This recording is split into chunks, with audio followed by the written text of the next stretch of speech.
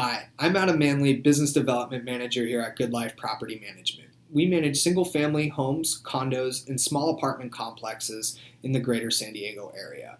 I wanted to talk to everyone today about a topic I'm getting some questions about from prospective homeowners, and that is, what do I look out for when I'm doing a periodic walkthrough of my investment property? So I wanted to touch a little bit on that today. My first recommendation to all the landlords out there is going to be to just reacclimate yourself with the property prior to doing the walkthrough. So reread through your lease, make sure you know the names of the tenants as they appear on your lease. Do they have any pets that appear on the lease? Make a note of that. Also, a good idea is to relook through any initial condition photos you may have taken prior to the tenant taking possession, or any initial condition statement that you may have. The next thing I would do is, when your tenants grant you access to the property, if you have certain tenants that appear on your lease and another tenant has granted you access to the property, that may be an indication of a guest or a potential unauthorized tenant who may be living at the property. So something also good to take note of there.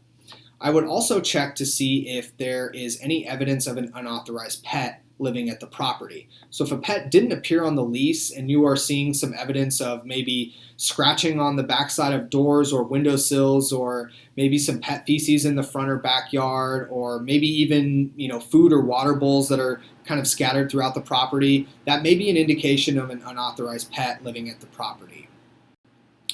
So the next thing I would do is check your smoke alarms, your carbon monoxide alarms, check under your sinks for your angle stops and supply lines at your bathroom and kitchen.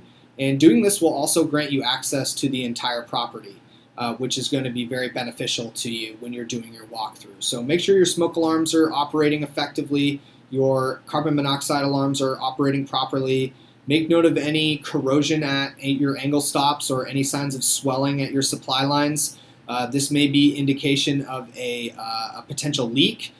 So also a good preventative maintenance measure to take care of. Make a note of when you're doing your walkthrough. And the last item that I would recommend doing is go on the record and ask your tenant if they have any maintenance issues that they may not have reported to you.